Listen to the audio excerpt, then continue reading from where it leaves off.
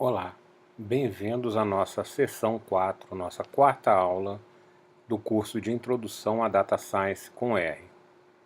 Dessa vez nós vamos falar sobre probabilidades e um pouco sobre distribuição de probabilidades e histogramas. Antes de entrar no assunto, eu gostaria de responder rapidamente algumas questões que as pessoas estão levantando. Primeiro, tem me perguntado como podem entrar em contato comigo para tirar dúvidas.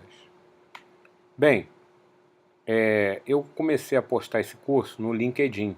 Vocês podem me procurar no LinkedIn, Cleuton Sampaio. Podem mandar e-mail e aí vocês podem informar o seu e-mail pessoal para eu poder contactá-los. Ou, se vocês não têm LinkedIn ou não querem fazer isso, vocês podem comentar no vídeo do curso que eu procuro responder. Outra coisa que tem me perguntado: vai haver continuidade desse treinamento? Ou seja, quando terminar esse curso, vai haver outro? Eu quero aprender Deep Learning, quero aprender rede neural com R. Esses assuntos não são assuntos de introdução. Posso fazer um curso sobre isso? Posso. Vai depender da procura das pessoas interessadas. Outra pergunta que as pessoas têm me feito: você vai ministrar cursos presenciais disso? Pode fazer em outra cidade, em outro estado? Mais uma vez a resposta é: depende da procura. Se houver interessados, sim. O material e os exemplos, como sempre, estão lá. Dentro do repositório, na pasta Lesson 4, tem um arquivo PDF. Data Science R Cleuton, seção 4 PDF. Abra este arquivo e vamos acompanhar a aula por ele.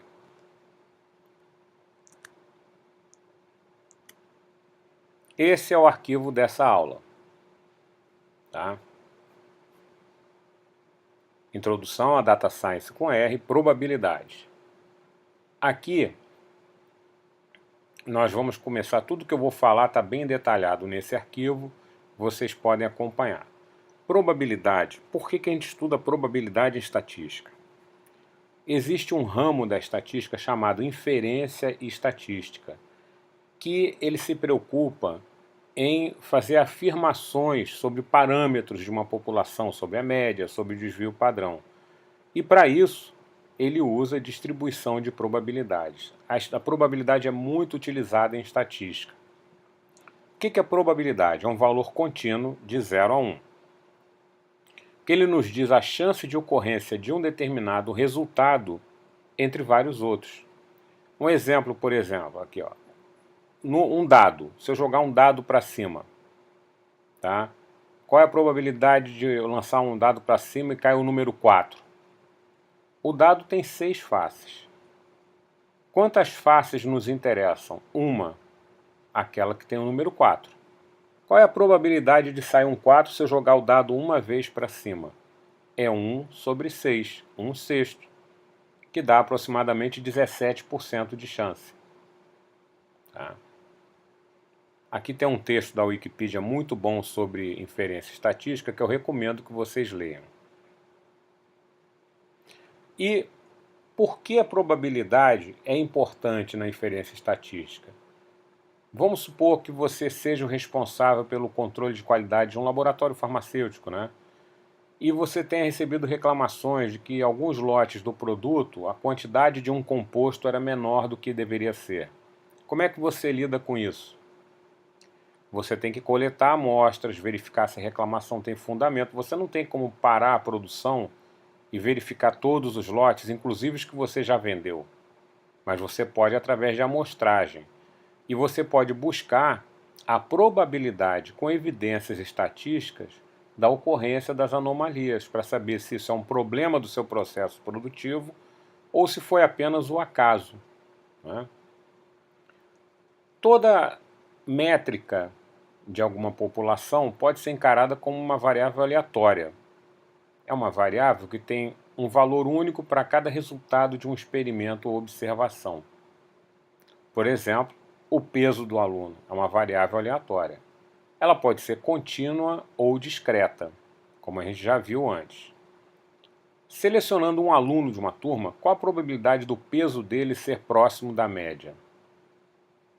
A gente precisa estudar a distribuição dos pesos e fazer predições. A gente precisa criar um modelo baseado na distribuição de probabilidades dessa variável aleatória. E a gente busca um valor esperado. Você vai ouvir muito esse termo, valor esperado ou esperança, expected value. Você vai ouvir muito isso, vai ver aquela letra E maiúscula. O valor esperado ou a esperança de uma variável aleatória é o que nós estamos querendo obter. Por exemplo, a média do peso. Esse é o valor esperado. Se você está esperando um ônibus no ponto do ônibus, aí você pergunta para a pessoa do lado assim, quanto tempo esse ônibus demora para passar aqui? A pessoa responde, passa de 15 em 15 minutos. Então, se você souber que o último ônibus passou agora há pouco, qual é a sua esperança, qual é o seu valor esperado? Que daqui a 15 minutos passe outro ônibus, aproximadamente. Outro exemplo, um cliente típico de uma aplicação móvel adquire um produto a cada 50 acessos. Então, se você fica observando, você sabe que quando ele chegar perto dos 50 acessos, eles vão adquirir produtos, se nada acontecer de errado. As chances de ocorrência, as vezes que ocorrem determinados resultados, são chamadas de frequência.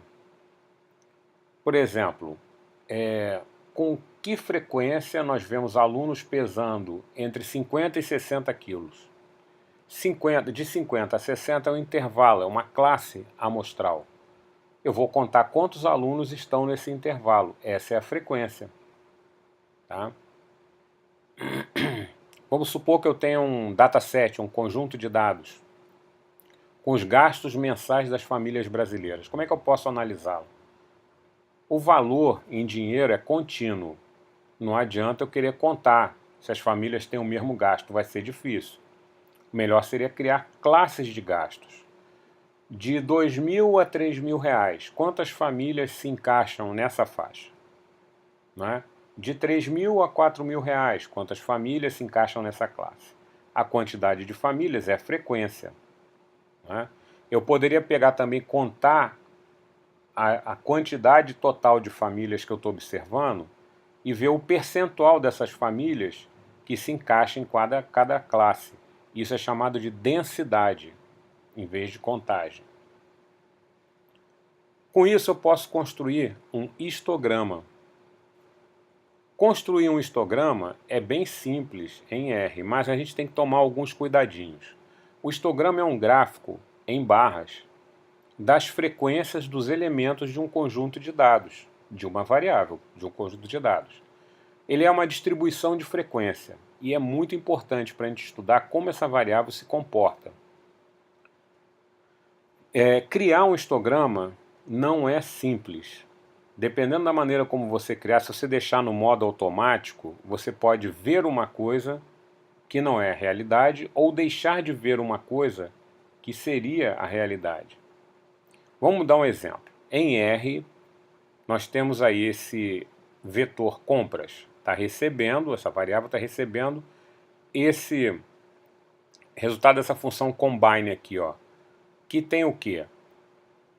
A quantidade de itens comprados em um determinado dia em cada pedido. Vamos supor que eu peguei todos os pedidos de um dia e contei. Esse item, esse pedido comprou um item, esse comprou 5, esse comprou 10. Tá aí. Cada elemento do vetor é a quantidade de produtos comprados em cada pedido do dia. Eu posso tirar uma estatística básica dele, ver o valor mínimo, o valor máximo, o valor do primeiro quartil, o valor da mediana, o valor da média, o valor do terceiro quartil. Essas divisão em quartis são divisões em 25%. Tá? Primeiros 25%, e aqui estão os outros 25%. 0 a 25, 25 a 50, 50 a 75. Se eu criar um histograma, eu posso usar a função hist, que nós já vimos, passando compras. Eu vou ver algo assim. A gente olhando esse histograma, o que a gente pensa? Olha só, subiu, desceu, subiu, desceu, subiu, desceu, subiu, subiu. É um histograma completamente doido, uma função completamente doida. Na verdade, não é não. É que a divisão em classes foi feita automaticamente, então não ofereceu uma visibilidade ideal. Existem técnicas para construir histogramas. Uma delas é essa aqui. As classes de valores, por exemplo, de 0 a 5, tem que ter amplitudes iguais. A diferença entre o menor valor que está naquela classe e o maior tem que ser igual ao da outra classe. O número de intervalos, né, número de intervalos que eu estou plotando, não pode passar de 20. Os limites têm que facilitar o agrupamento. Tá? Cada retângulo deverá ter uma área proporcional à frequência relativa. E eu tenho que calcular a quantidade de intervalos de classes de uma determinada maneira. Tem um método de Sturges que usa essa fórmula aqui para calcular. Então, se você quiser construir um histograma e poder tirar conclusões dele interessantes, você tem que estudar uma técnica. A Wikipedia tem esse link aqui, eu recomendaria você abrir e dar uma estudada nesse link. Eu calculei manualmente as classes para esse histograma aqui e cheguei aos intervalos de classes 0, 3, 6, 7, 10, 13 e 15. De 0 a 3, de 3 a 6, de 6 a 7, de 7 a 10, de 10 a 13, de 13 a 15. E eu posso passar para a função histograma, para a função hist, o parâmetro breaks, passando um vetor. Estou usando a função combine aqui. Ó. Esse vetor está me dizendo quais são os limites das classes. E eu estou informando que eu quero frequências, não densidades. Densidade é percentual. Qual é o percentual da amostra que se encontra naquela classe? Frequência é a contagem. Bom, chamando dessa maneira, ele construiu um histograma um pouco melhor de ser analisado. Ah, ainda tem valores, tem vales. Sim, mas tem poucos. A gente observa que o histograma agora segue mais ou menos a forma de um sino. Ele tem essas quedas aqui que podem ser ajustadas no histograma, mas ele segue mais ou menos a forma de um sino. Dá para analisar melhor. E o que a gente conclui? Essa faixa aqui deveria estar mais próxima da média, ela está mais afastada. Pode ser que isso aqui seja um outlier. Não é? Ficou um pouco melhor do que estava antes. Né? Tem duas classes, de 6 a 7 e de 10 a 13, que estão destoando. Tá? Fora isso, ele teria uma curva suave. Os histogramas, eles podem nos fornecer coisas interessantes. Esse tem mais ou menos a forma de um sino, e nós vemos que tem um pico. Tá? Ou seja, a gente pode interpretar a forma do histograma. O histograma com um pico só, ele tem uma moda só, unimodal, tem uma classe só que se repete mais vezes. E, de preferência, a média deve estar nessa classe. Esse é um histograma simétrico unimodal, tem um pico só e é, a melhor visão que você pode ter dos seus dados.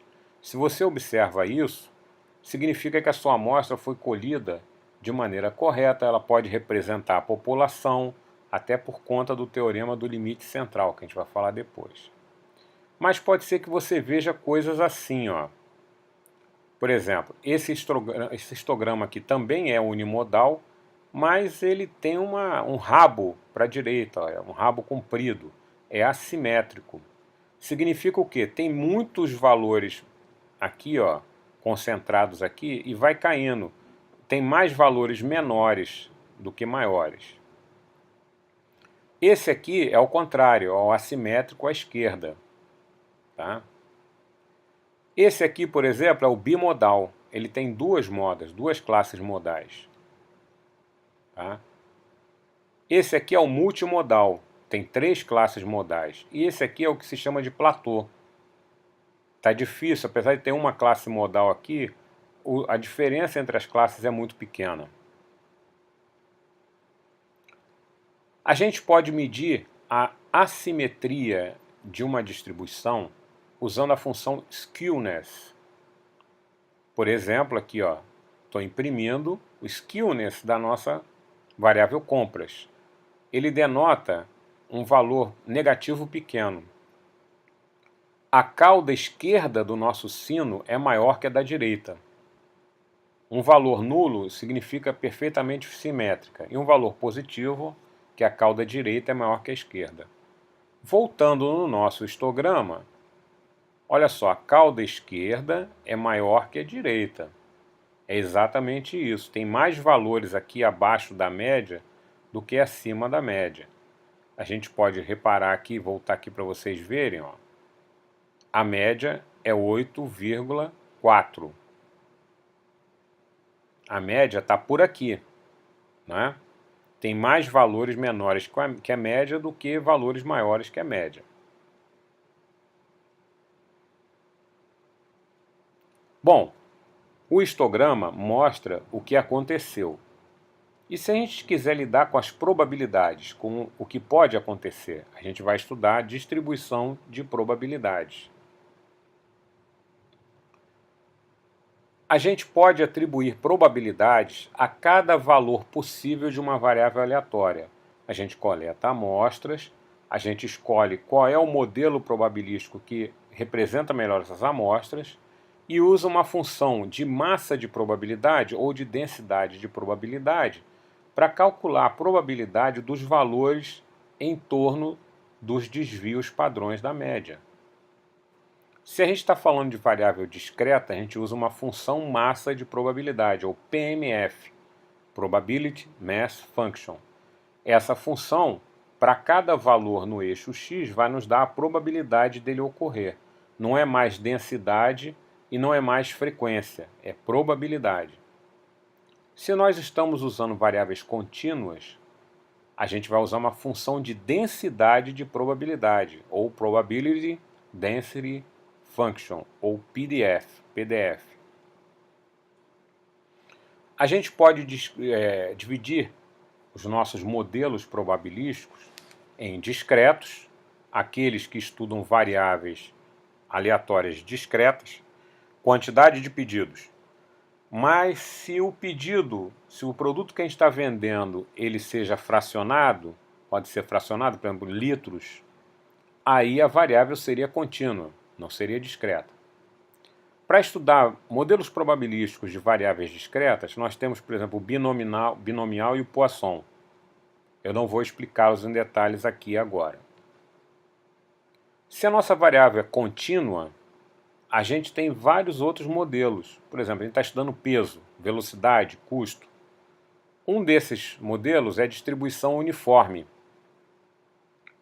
A distribuição uniforme, ela parece um platô assim, porque todos os eventos têm chances iguais de acontecerem.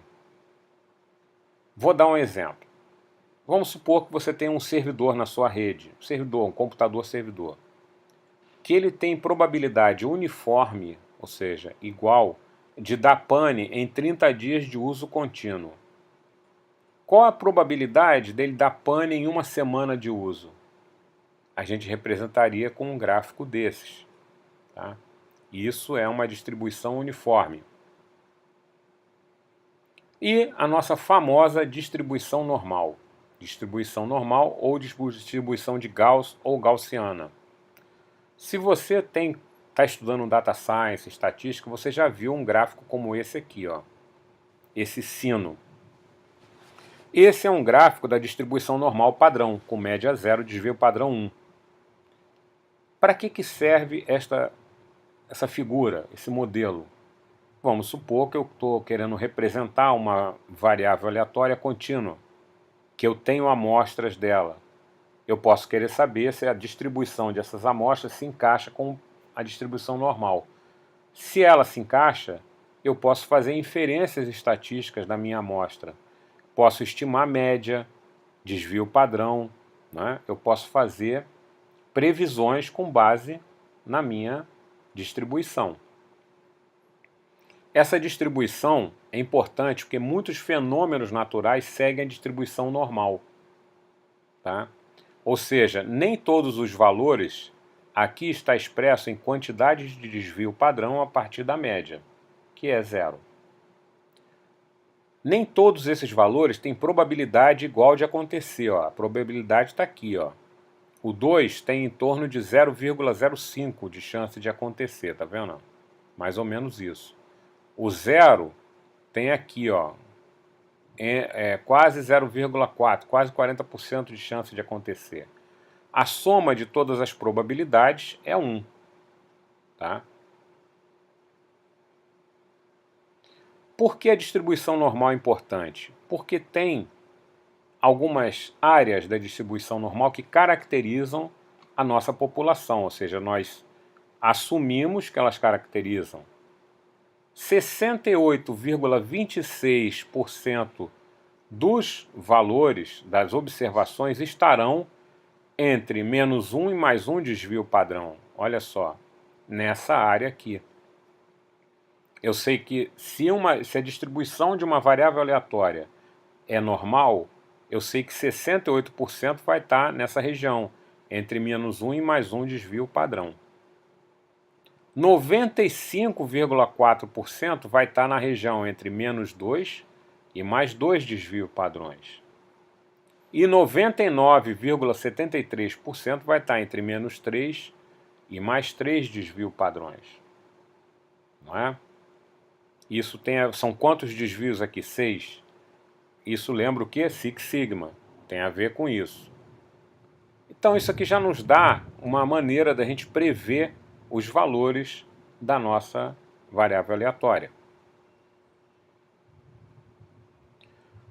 Isso tem a ver com um teorema chamado Teorema Central do Limite. Você pode pesquisar esse teorema na Wikipedia ou em qualquer livro de estatística. Ele diz que quando se aumenta o tamanho da amostra, a distribuição da média dos valores se aproxima da distribuição normal, tá?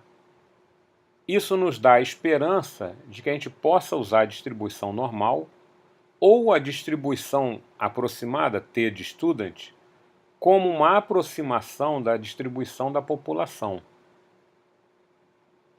Quando a gente conhece a variância da população, já falamos de variância, a gente pode usar a distribuição normal direto na nossa amostra. Quando a gente não conhece a variância, a gente tem que usar uma outra distribuição chamada T de student, que nós vamos ver mais adiante, tá? Por enquanto, é uma distribuição que parece com a normal, mas a gente tem um truquezinho para diminuir a chance de erro. Quando a gente tem uma distribuição normal, o x nós já sabemos qual é a média e os desvios padrões. Qual é o f de x? A função que a gente vai plotar na ordenada é calculada com essa fórmula que está aqui. Não precisa se preocupar, porque em R já tem função para calcular isso. Você não vai precisar fazer isso. Por exemplo, em um grupo de 500 alunos adolescentes de uma escola, nós colhemos os pesos e plotamos o histograma. O que a gente pode falar sobre esse histograma? Que ele tem duas classes modais aqui, tá vendo? Mas estão muito próximas. Se você mexer um pouquinho nas classes, ela vira uma classe modal só. Não é? Podemos até arriscar que ele seria monomodal. Isso parece ser erro de classe, mas tudo bem. E ele tem uma forma de sino. Ele parece ser simétrico em torno da média. Não é? A média de 70 kg, o desvio padrão é 6,5. Nós podemos verificar se essa distribuição se aproxima da normal, plotando uma normal em cima. Olha só, plotei uma normal aqui com média 70 e desvio padrão 6,5. Então parece que se encaixa bem na distribuição normal. Ah, mas os valores do pico estão maiores. Sim, aí você tem que ver que isso tudo probabilístico. E podem haver erros de valores espúrios nessa distribuição. que provavelmente é mais verdade. Existem outros modelos de distribuições contínuas, o Q², o T de Student, o Gama, o Beta, Log normal, logista. Tem uma série de distribuições de valores que a gente pode usar também. O que a gente vai usar muito é o T de Student. Tá? Também vamos usá-lo muito, especialmente na próxima aula. Existem duas medidas que a gente pode usar para avaliar o nosso histograma ou a nossa distribuição. Uma é a simetria, que nós já vimos, a simetria da distribuição em torno da média, e a curtose, quão pontuda ou achatada é a distribuição. Por exemplo, aqui nós temos uma distribuição mais achatada, menor curtose. Aqui nós temos uma distribuição mais pontuda, tá? Com curtose mais alta. Então, com relação à curtose, a gente pode afirmar o seguinte: quando a curtose é próxima de zero, a distribuição é mesocúrtica. Quando a distribuição é maior do que zero, ela é leptocúrtica, pontuda. Quando é menor que zero, é platicúrtica, achatada. Tá? Assim como a simetria, a curtose vai nos dizer muito sobre a distribuição. Nós vamos ver depois.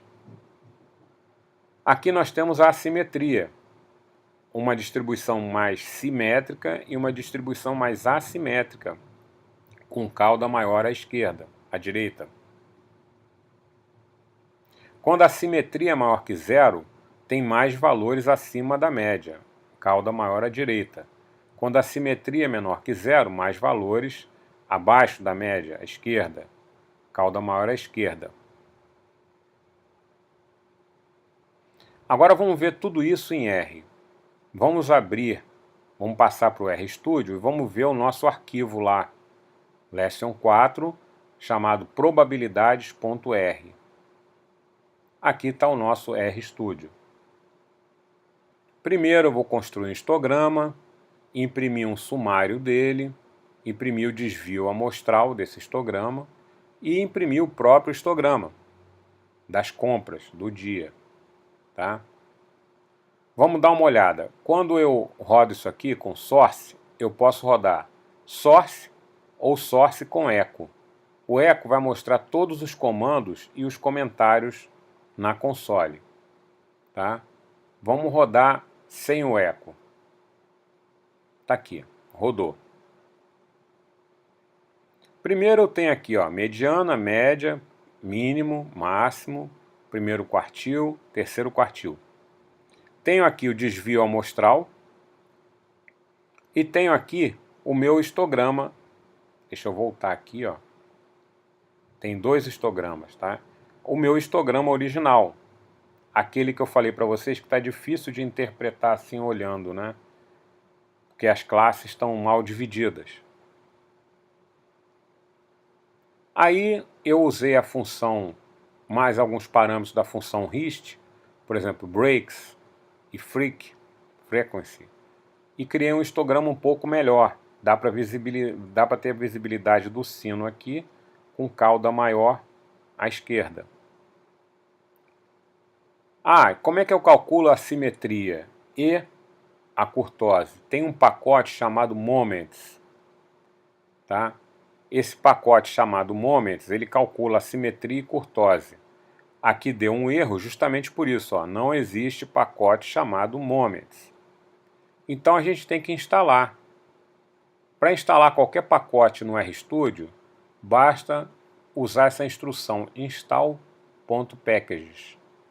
Vou copiar aqui e vou colar aqui na console. Ó.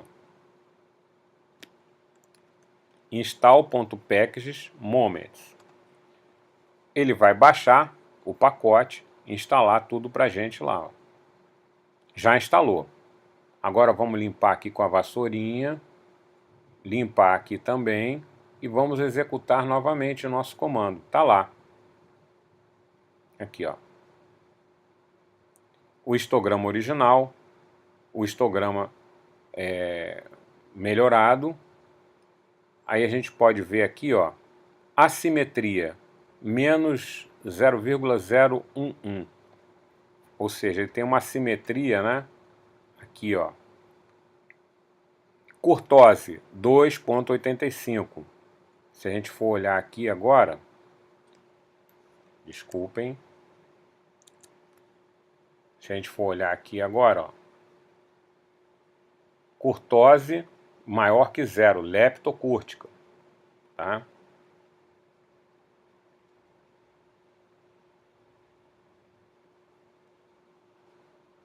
E o desvio padrão está aqui, ó. Menos 1,035. Aqui está como é que eu calculo. Skewness calcula a simetria, curtoses calcula a curtose.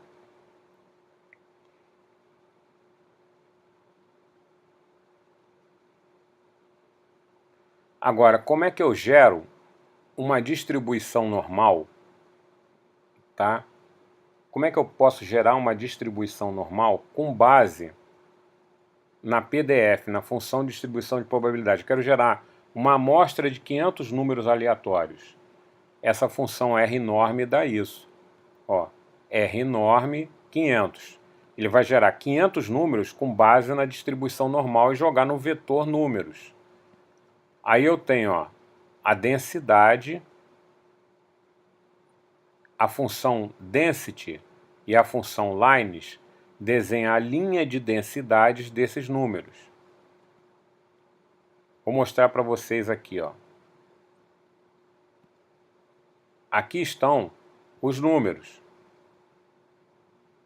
E aqui está a linha de densidade dos números. Tá vendo? O histograma dos números e a linha de densidade dele, ó, se aproximando da distribuição normal. É isso aqui, ó. Plotei o histograma dos números que eu gerei, plotei a linha de densidade, ó, linha de densidade de números. Ele vai botar a densidade aqui, ó. São as probabilidades, na forma de percentual, né? Tá aqui, em cima da minha distribuição. Isso me mostra a linha de tendência, né, da minha distribuição. Será que dava para fazer isso com as compras? Perfeitamente. Aqui embaixo, a última parte, eu faço isso, ó. Mando imprimir o histograma novamente e ploto uma linha de densidade, ploto linha de densidade do vetor compras. Tá aqui. Se a gente olhar a linha de densidade, ela mostra o que está acontecendo com esse meu vetor de compras, ó, com essa minha distribuição de compras. Ele sobe aproximadamente como um sino, dá uma quedinha, que não é tão quedinha assim, porque tem muitos valores aqui, né? E depois sobe e desce de novo, ou seja, eu posso encarar como se isso aqui, essa parte aqui, fosse valor espúrio. Eu preciso estudar melhor o que está acontecendo aqui, por que esses valores estão tão próximos, estão tão concentrados aqui. Posso fazer uma outra amostragem. Isso mostra que a minha amostra tem alguns problemas. Demonstra que a minha amostra tem alguns problemas.